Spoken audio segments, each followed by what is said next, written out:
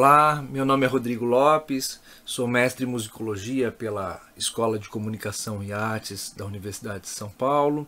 Sou também membro do LAMUS, Laboratório de Musicologia da Escola de Artes, Ciências e Humanidades, também da Universidade de São Paulo. Estou aqui hoje para participar desse ciclo de seminários do Festival de Música de Penedo e eu gostaria de comunicar um pouquinho do que foi o meu trabalho de mestrado, cujo tema é Significação Musical e Palavra, os motetes de José Maurício Nunes Garcia.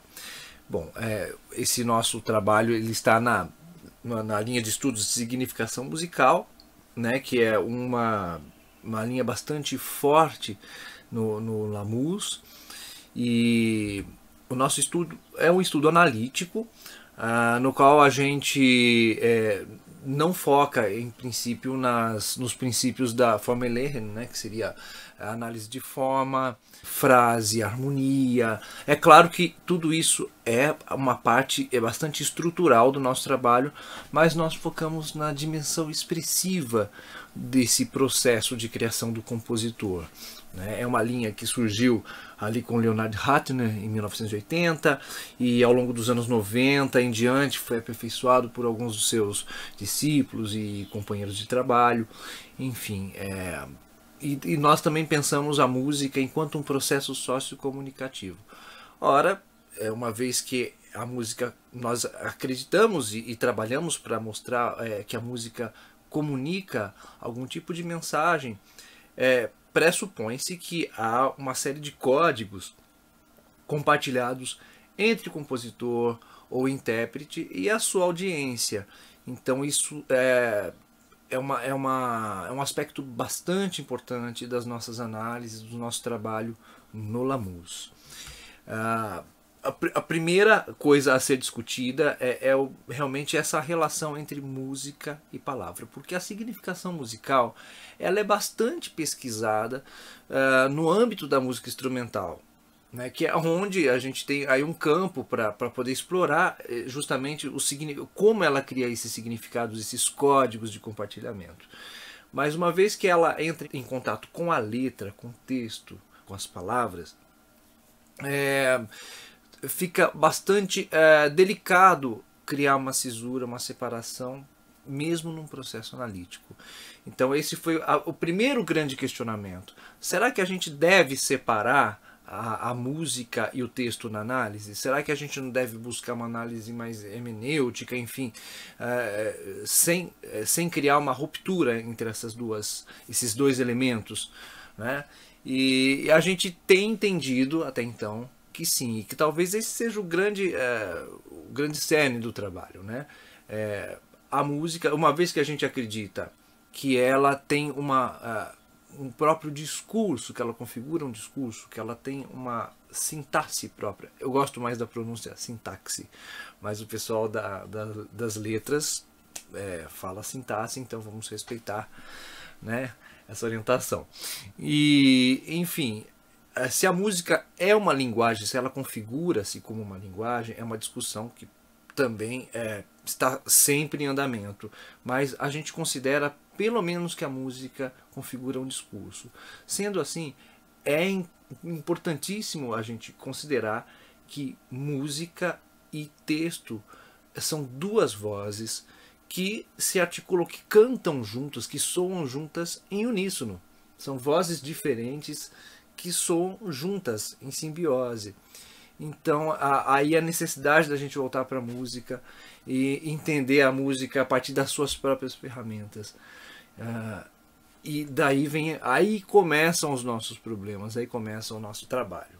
Como a música cria significados e como esses se articulam com os textos. A música, enquanto discurso, ela confirma essas expectativas do texto. Ela acrescenta algum tipo de informação que de repente não está presente no texto, não é possível de ser comunicada no texto. E no mais fundo, será que é possível a gente identificar aspectos locais, temporais ou ideológicos na estrutura do próprio discurso musical? Bom, o nosso objeto de estudo são os motetes de Semana Santa, do padre José Maurício Nunes Garcia. Foi uma reunião né? Foi uma coletânea elaborada pela Cleof Persson de Matos, uma das pioneiras no estudo da obra do Padre Zé Maurício, e de 1976, né, essa coletânea. E essa análise das obras do Padre Zé Maurício é uma linha bastante praticada, né? É um trabalho, existem muitos trabalhos no Lamuz em torno da obra do Padre Zé Maurício, né? O que nos chamou a atenção, em princípio, para escolher esse repertório como objeto de estudo, é o fato de se tratar de música para coro a capela, né? Que nesse período do século XVIII, mesmo no vasto material da música europeia, é muito raro a gente encontrar música a capela, né? Normalmente a música coral ela é escrita ou com acompanhamento de baixo contínuo ou em stile concertato, né? Já com uma linguagem instrumental bastante desenvolvida e dialogando com essa música vocal. E o primeiro problema a ser resolvido nesses motetes é o fato deles estarem aparentemente numa textura que a gente chamaria de um estilo antigo, né? Que é um estilo ligado à tradição litúrgica, de um extrato do que tenha sido desde a tradição de Palestrina, não é? Embora a gente esteja falando de motetes homofônicos, bastante concisos, muito dentro da tradição litúrgica. Mas, ainda assim, nós encontramos gestualidades, elementos que remetem, de certa forma, à música dramática, aspectos que trazem a premissa da significação. Porque o estilo antigo em si não traria, ele estaria dentro de um aspecto formal, sem a premissa da significação. E a presença de algumas dessas gestualidades, que nós vamos falar sobre isso, né, um pouquinho aqui, traz para a gente aí a perspectiva da significação musical dentro desses motetes, né? Só para a gente entender um pouquinho o nosso referencial teórico, né?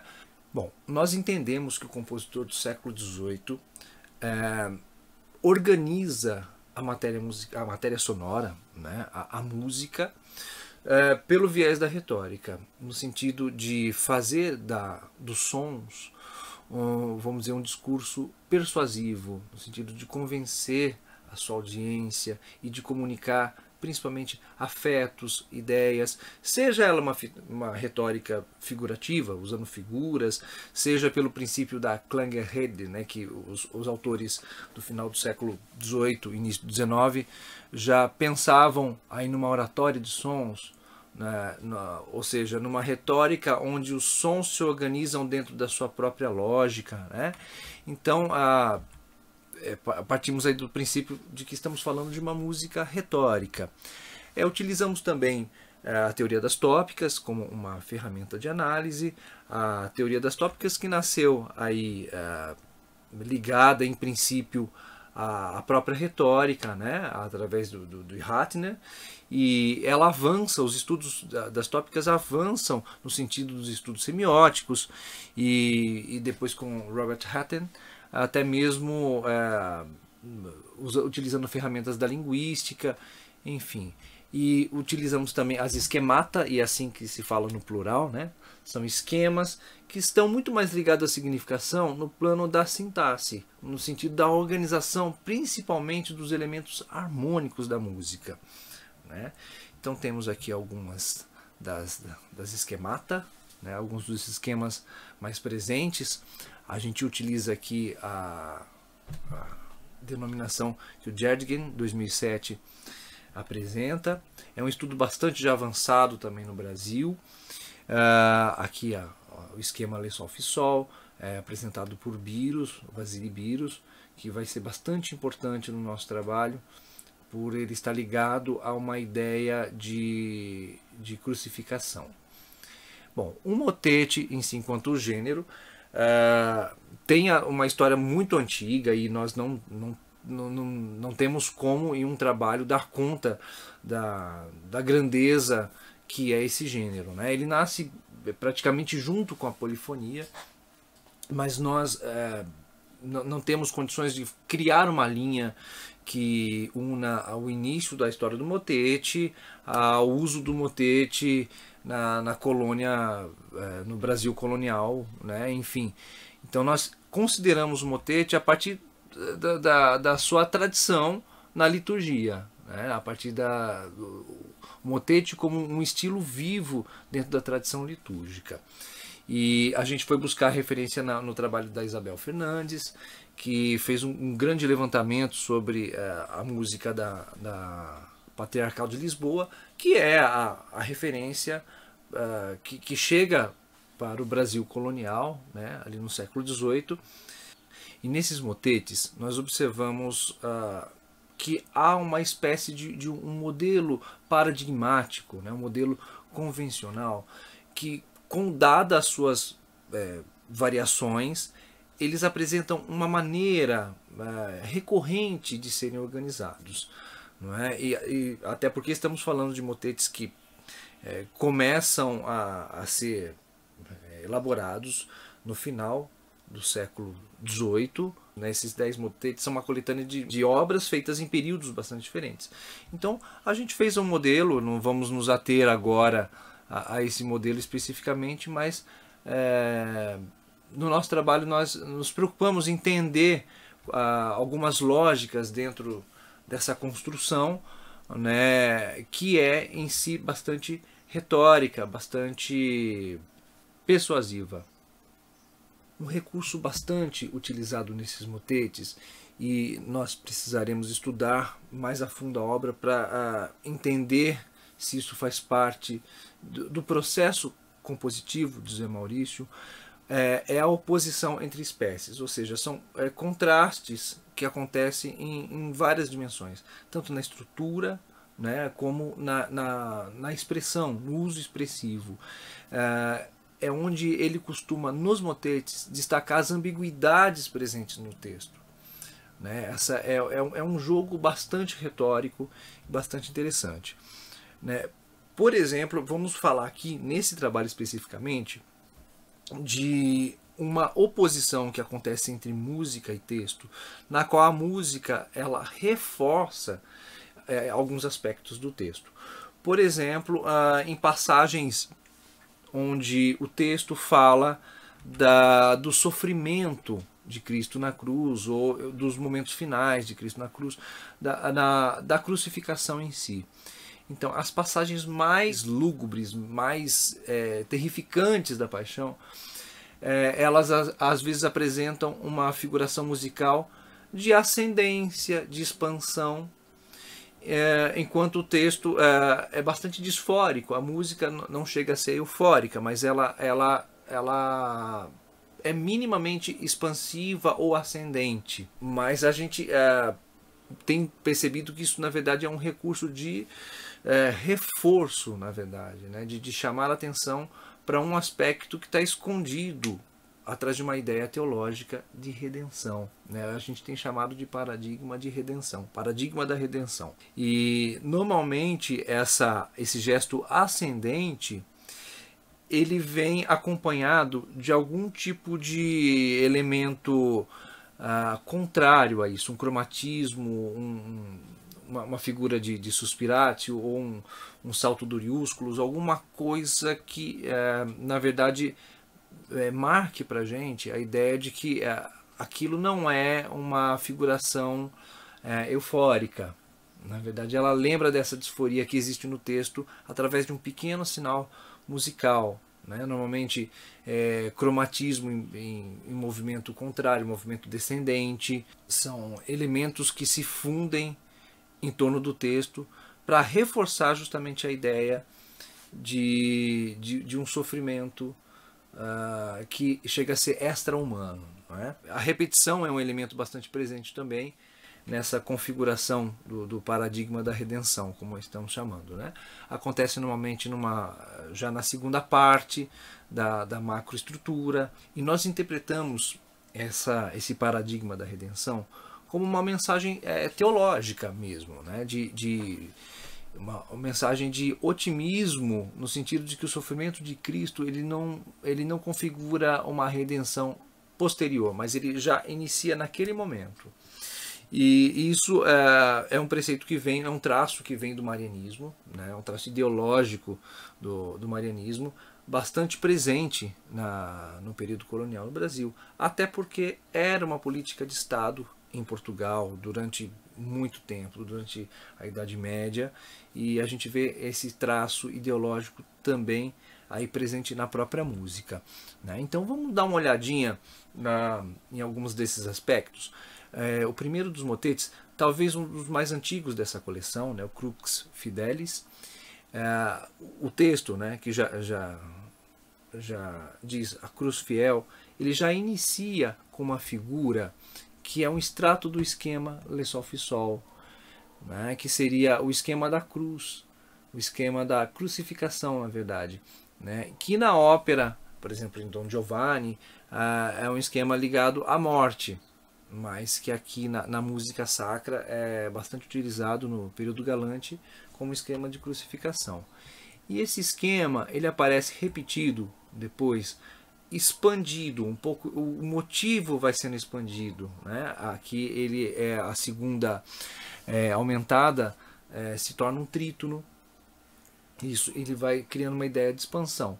E posteriormente ele aparece um tom acima, como né, um aumento de gradação, né, uma gradatio, né? E ele aparece aí com uma mistura de modos, né? Essas apogiaturas que em princípio parecem um enfeite, na verdade elas mexem com a estrutura harmônica, porque ela traz aspectos do modo maior, né? É como se fosse uma claridade, algo que ajuda também nesse processo de expansão, né? Ainda que o texto mostre aí a cruz como centro, né? Que é o símbolo maior do sofrimento e sacrifício, né?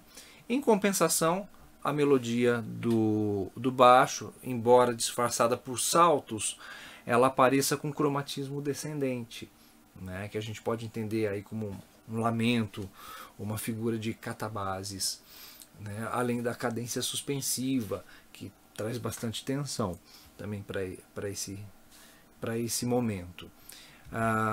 As pausas com fermata configura aí um gesto bastante dramático, expressivo, que não é comum ao que seria um estilo antigo, por exemplo.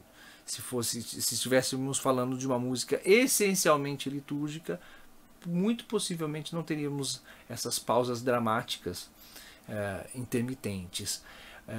E olhando mais recentemente a fundo este motete, esse exordium, né, que abre este motete, comentávamos eu e Fernando Tavares, que é um grande estudioso também dos esquemas, né, do Galantes, que na verdade se configura esta ascensão da melodia e essa descida do baixo cromática e todo o esquema harmônico que ela forma. A gente viu recentemente que isso configura o esquema chamado morte, é um esquema de morte, né? Então estamos ainda avançando com esses estudos, né? Eles não estão prontos, não estão acabados. Isso aqui é apenas uma parcialidade do que a gente conseguiu encontrar com essas ferramentas, as quais também estamos cada vez mais expandindo e buscando um domínio cada vez mais amplo do uso delas na análise, não é? Então vamos ouvir, né, esse trechinho.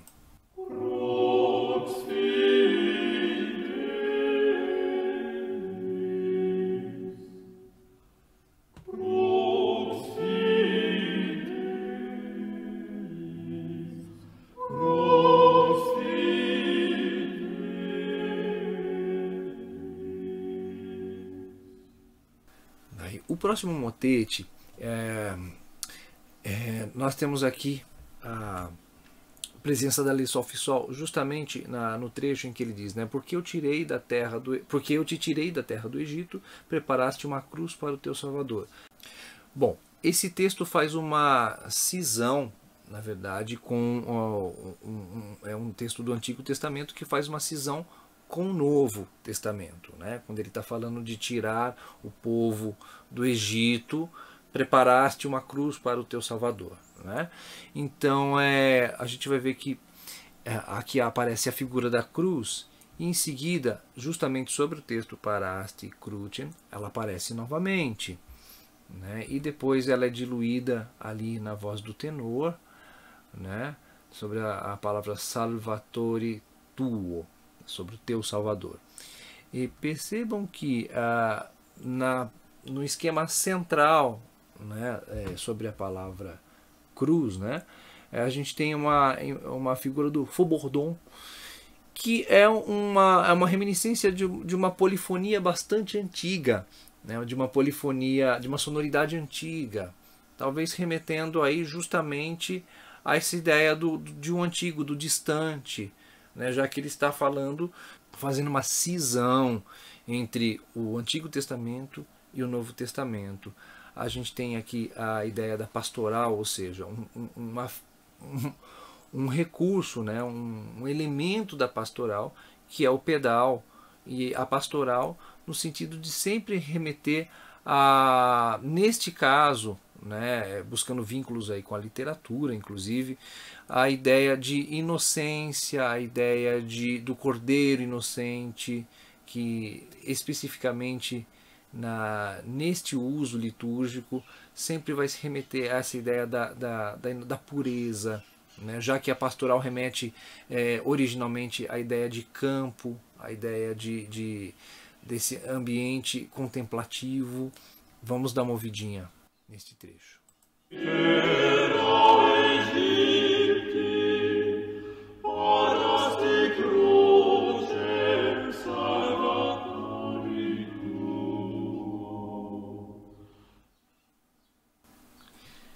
O trecho que segue, inclusive, aqui ó, novamente a gente vai ter agora, posteriormente, né, um esquema de fonte cromática invertida, como a gente tem chamado, ou seja, essa melodia que era para estar na verdade no baixo, né, ela aparece na melodia para justamente caracterizar aí o cromatismo descendente, que cadencia na subdominante.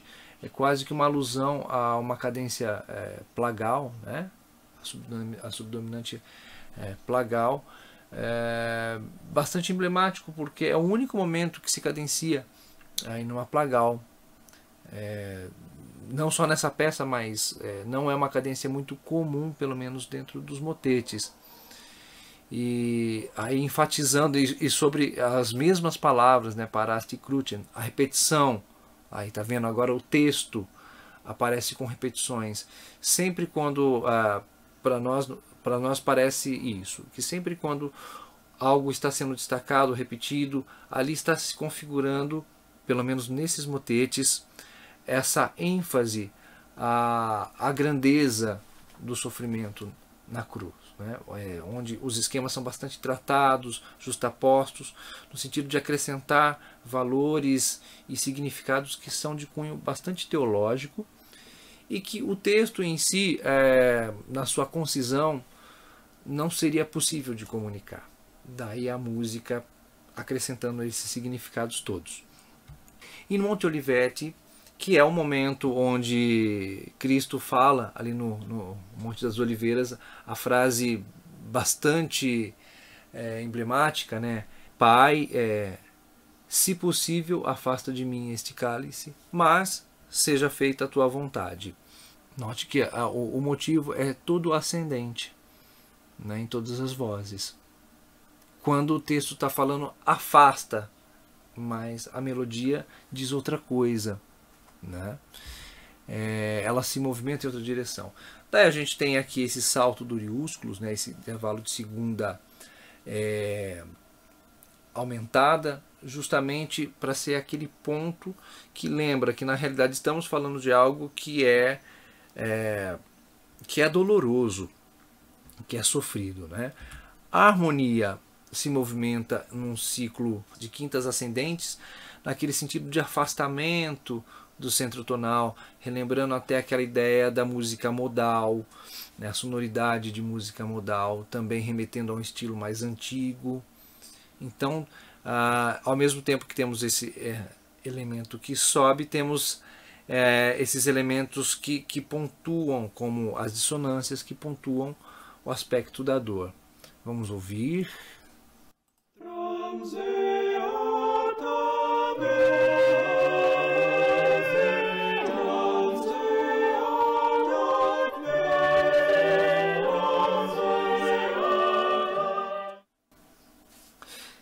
E o trecho que emenda a este, seria até interessante que ouvíssemos inteiro de repente, enfim.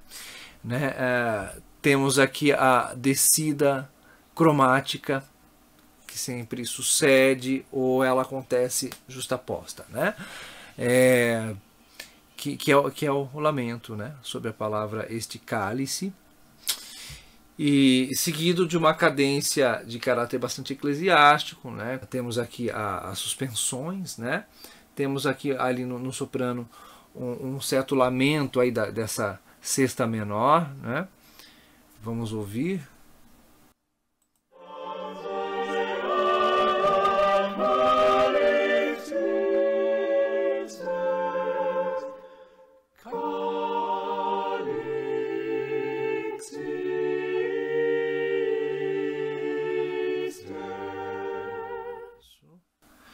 Enfim, em Domini tu mihi lava pedes, frase também bastante importante dentro das comemorações de Semana Santa, né? Se eu não lavar os teus pés, não terá parte comigo. É a fala de Jesus para Pedro. E a peça está em Fá menor, e ela inicia na fala de Pedro num motivo que é caracterizado por uma tríade descendente. E no momento da fala de Jesus, né, que é essa que a gente está vendo agora, a gente tem a tríade maior como uma característica, e no modo, né, maior, de Lá bemol maior. Então eu acredito, né, nós acreditamos que esse seja o momento onde aconteça essa valoração, né, do sacrifício, no sentido de que ele já está antecipando, né, através do gesto de lavar os pés, antecipando o que vai vir. Mas percebam que apesar do modo maior, do movimento da tríade ascendente, a gente tem a subdominante menor, a mistura de modos, que é aquele elemento que vai lembrar que não estamos falando de algo para cima, né? Estamos falando de algo que é um sofrimento, mas ele tem essa valorização do movimento ascendente, no sentido de sempre enfatizar uma transcendência. Daí temos aqui a voz principal, na verdade, aqui nós temos o baixo, que está cantando esse pedal, né? Que a gente pode entender também, novamente, com uma figura, talvez, de um elemento de pastoral, aí uma gestualidade de pastoral, né? Com acordes triádicos em cima, no sentido da inocência do cordeiro, como também pode lembrar a expressão do sacerdote, né, do canto-chão, enfim. E temos ainda as pausas, né? Essa pausa que acaba sendo uma espécie de um suspiro, né, dentro da métrica proposta ao longo da peça. Temos os cromatismos, né, catabases na própria linha do baixo, e essa fermata bastante dramática também ao final da frase mais importante do texto, né? Não terás parte comigo. Vamos ouvir um trechinho.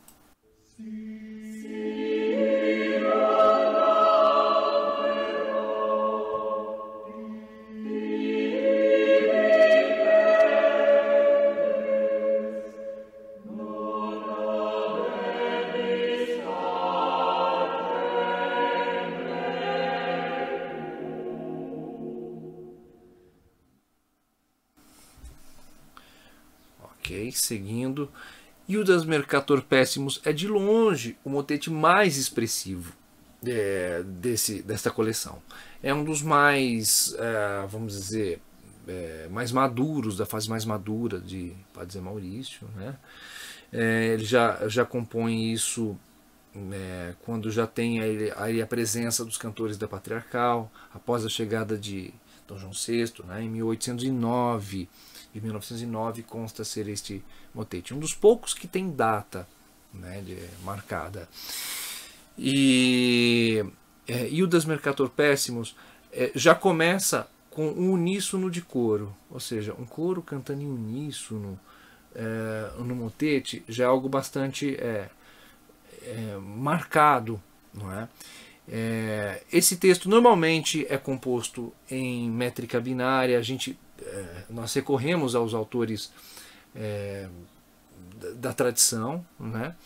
Geralmente em métrica binária, em modo menor. Aqui nós temos este texto em métrica ternária, em modo maior, né? Há uma inversão aí desses parâmetros, né? O que parece em princípio uma melodia de uma Berceuse, né? de algo bastante leve, apresenta informações bastante contrastantes. E é o mote que nós vamos ver em todo esse motete. Então, se o paradigma da redenção trabalha justamente com esse hibridismo, né, esse contraste, assim por dizer, de uma música que sobe enquanto o texto está falando de algo que é bastante pesado, bastante disfórico, aqui a música vai estar sempre apresentando contradições. Então, o que nós entendemos, né, do ponto de vista da interpretação analítica, é que o que está sendo colocado em discussão é a culpa de Judas. Será que ele realmente é culpado? Ou será que ele foi só uma peça em todo esse processo? Será que ele só cumpriu uma função em todo esse processo de esse projeto de salvação? Os próprios evangelhos, os 4 evangelhos, eles apresentam ideias muito diferentes sobre a culpabilidade de Judas. Então acho que Zé Maurício aqui usa dessa ambiguidade que os próprios textos sagrados trazem e, de certa forma, ele trabalha isso na música. Todos os trechos têm sempre alguma coisa híbrida, né? Aqui há também uma questão métrica que a gente não vai ter muito tempo agora para analisar, mas quando a melodia se abre, né, quando a textura se abre às 5 vozes, nós temos a ideia talvez de um pastoral siciliano, né? Mas o pastoral siciliano normalmente é em tonalidade menor. E aqui ele confirma essa tonalidade em maior, né, com essa clareza métrica e de tonalidade, mas que apresenta ali também alguns cromatismos, algumas expressões que são muito mais medidas significativas, né, para a expressão do que propriamente funcionais, né? Ele não haveria necessidade desse Ré bemol, por exemplo. Ele não chega a configurar uma ida para Lá bemol maior, né, uma preparação para Lá bemol. Eles têm uma função muito mais expressiva do que funcional. Aí, né? Tem aí um gesto que a gente entende como militar, né, no non negavit, que só aparece esporadicamente. Aí nós acreditamos que seja uma pontuação mesmo de uma ideia dessa ideia autoritária militar, né, dentro da expressão. Vamos ouvir um trechinho.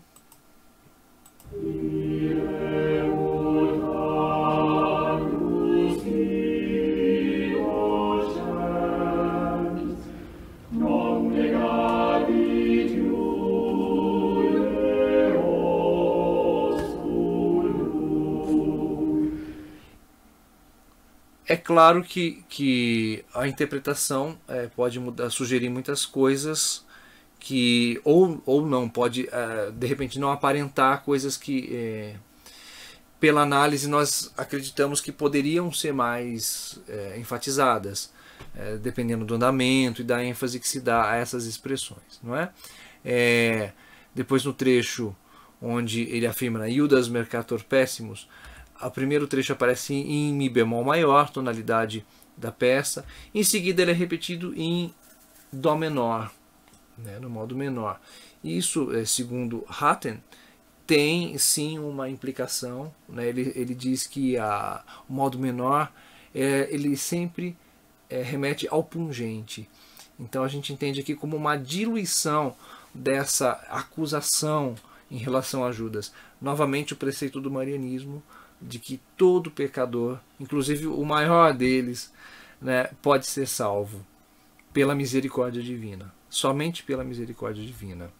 Né? Novamente aqui o militar, essa ideia, né, o tenor cantando como se fosse uma linha de um trompete, essa ideia do autoritário, né, mas ao mesmo tempo aí diluído pelo modo menor. Daí na parte final, né, da segunda parte do fugado, a gente tem aqui alguns elementos que se colidem, né, que na verdade são colocados juntos. A métrica, né, do dátilo, tá, tá, tá, tá, tá. Temos aqui também o fragmento do militar, a ideia ascendente, né, anabasis, que sempre remete a uma ideia de ascendência mesmo, né? E Ale, Sol, Fi, Sol, o esquema da crucificação aparece 2 vezes seguidas, e justamente sobre o texto que fala, por uma grande quantidade de dinheiro ele entregou Cristo aos judeus. Então talvez seja uma conclusão, né, sobre o que seria a participação de Judas. Tudo isso está dentro de um plano, né, e na qual a salvação, a redenção é a grande moeda de troca, é o grande objetivo desse sacrifício. Vou ouvir, então.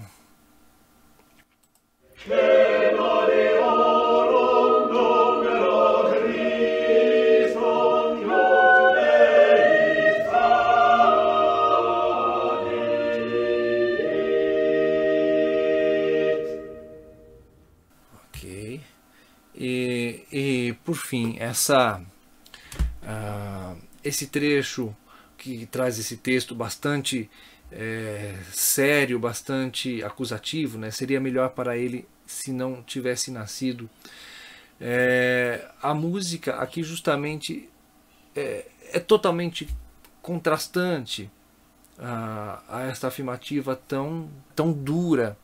A música realmente está aqui, confirma, é o ponto auge dessa, né, dessa diluição, dessa culpabilidade de Judas, onde ele simula aí um contraponto palestriniano, vamos dizer assim, né?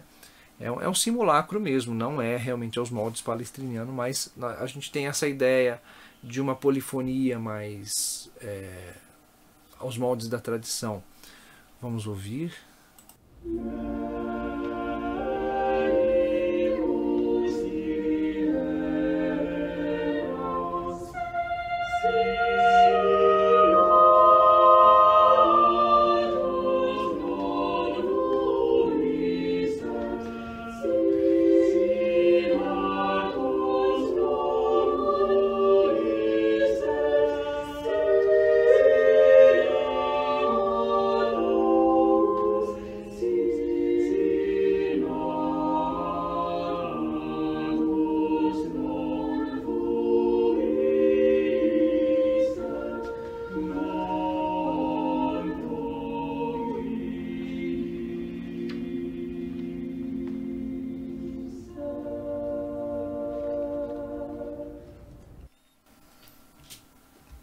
Pois bem, e por fim, vou mostrar aqui, não veremos evidentemente os 10 motetes. O último que eu gostaria de mostrar é o Gradual para o Domingo de Ramos. Novamente propõe aquela junção do Antigo Testamento antevendo algo que vai se confirmar no Novo Testamento.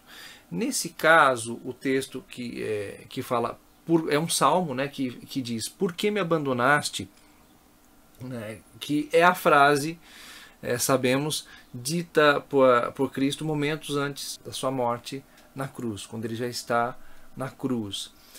Então aqui a gente tem a fusão do antigo com o novo. E nesta peça especificamente, a gente tem muito claramente aí o contraste entre o estilo antigo e o estilo moderno, não é? principalmente nesse trecho onde nós temos aqui o processo imitativo, que é considerado, né, que nós chamamos de estilo aprendido dentro da prática galante, que remete a uma questão de sofisticação, né, a algo hermético, uma linguagem hermética, mas aqui remetendo claramente a um estilo antigo, bastante consolidado pela tradição, e que pontua com uma condensação do esquema Lê, Sol, Fi, Sol, da crucificação, né? A sonoridade é bastante clara dessa condensação da Lê, Sol, Fi, Sol, que é a crucificação. Então seria para nós aqui um apontamento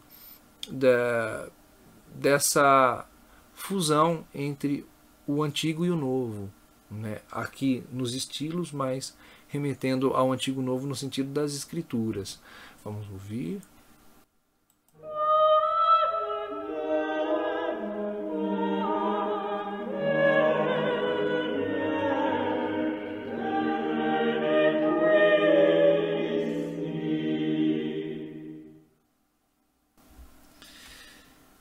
Pois bem, o que nós gostaríamos de comunicar, o que eu gostaria muito de ter comunicado, né, ao longo desse tempo, aqui é essa questão, né, dos motetes.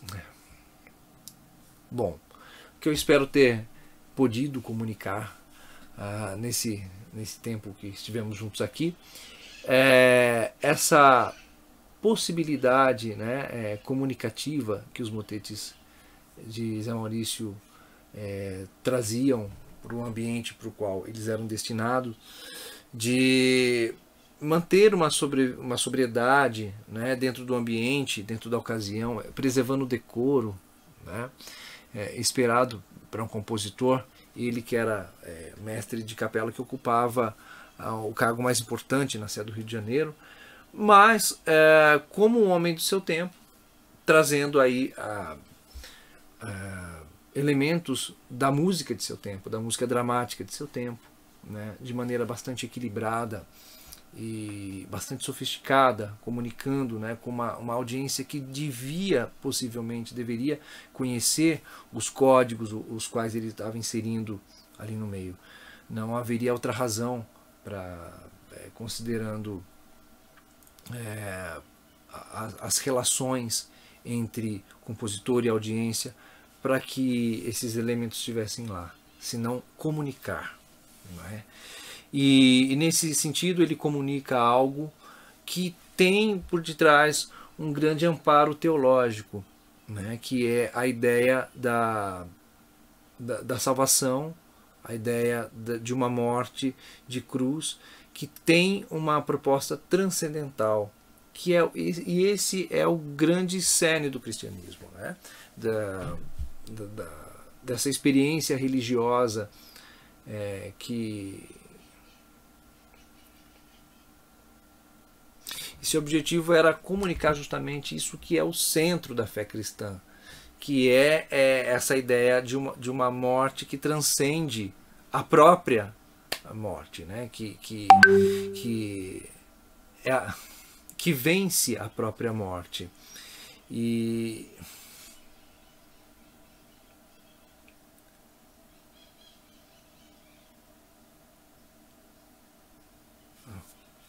considerações finais, vou apagar tudo, né?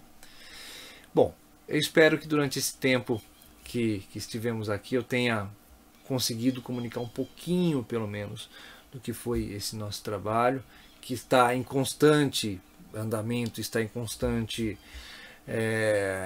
em permanente crescimento no sentido da compreensão, e a gente espera aí conseguir contribuir ainda mais, né, para esse estudo de significação musical, sobretudo na relação música e palavra. Mas o que nós quisemos, né, mostrar nesse trabalho é o quanto José Maurício Nunes Garcia, enquanto compositor que ocupava o cargo mais importante na sede do Rio de Janeiro, né, de mestre de capela, comunicava através desses motetes três. Bom, espero ter conseguido nesse tempo que estivemos juntos comunicar um pouquinho do que foi esse nosso trabalho, né? Do que foi essa trajetória de investigação sobre música e palavra. E assim,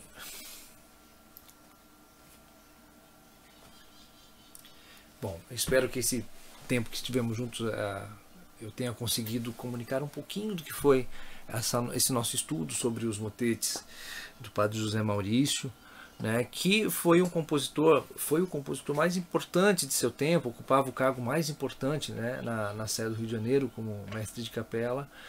E através desses motetes, em princípio, muito bem criados para a sua ocasião e ambiente, né, preservando o decoro devido, mas que, como um compositor de seu tempo, trazia também elementos da música de seu tempo, que era uma música por excelência dramática, né?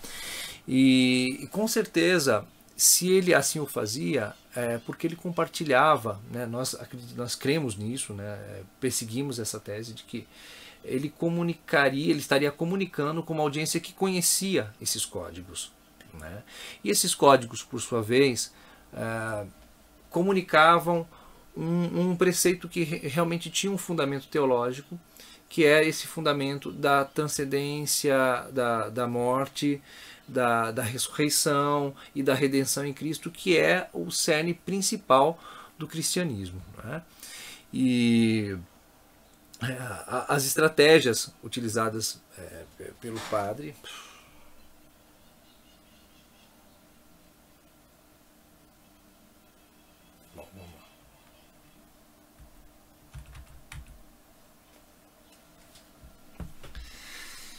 Bom, eu espero que esse tempo que estivemos juntos eu tenha conseguido comunicar um pouquinho do que foi esse nosso trabalho investigativo sobre os motetes de Padre José Maurício Nunes Garcia, especialmente a relação música e palavra, né? E Padre José Maurício, que ocupava um cargo mais importante na ocasião como mestre de capela da Sé do Rio de Janeiro, comunicou, a gente acredita nisso e temos tentado demonstrar isso nos nossos trabalhos, né, de que ele era um grande comunicador com a audiência de sua época.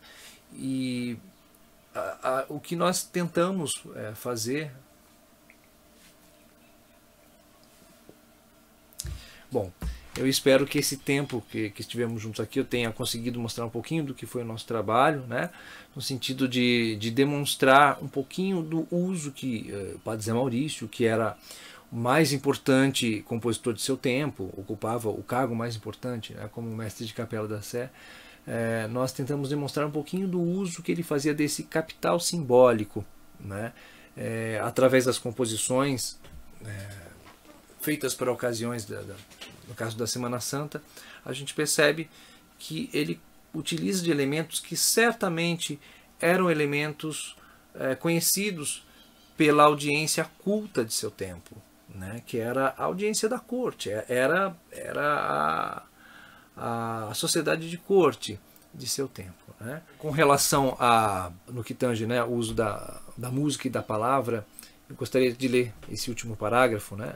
No que tange a relação música e palavra, nos fica clara a necessidade de olharmos para a música como uma linguagem ou pelo menos um discurso autônomo, que carece de análise com ferramentas específicas.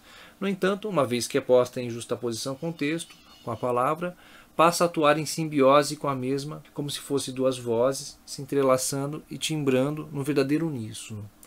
A lembrar Rousseau em seu ensaio sobre a origem da música e da linguagem, que atribui o nascimento de ambas como algo simultâneo e integrado. Então é isso, eu gostaria de agradecer, né, ao Lamus, ao CEMUP, agradecer a todos vocês que tiveram essa paciência, essa generosidade de ouvir um pouquinho do que a gente tenta comunicar aqui, ainda aprendendo a lidar com esse meio de comunicação, né, onde a gente não vê vocês, quem sabe tenhamos essa oportunidade ainda de fazê-lo, né? Onde com a troca de energia fica um pouco mais fluido, um pouco mais fácil da gente comunicar um pouquinho do que a gente tem pensado e realizado. Então, mais uma vez, muito obrigado a todos e até uma próxima oportunidade. Bom festival para todos.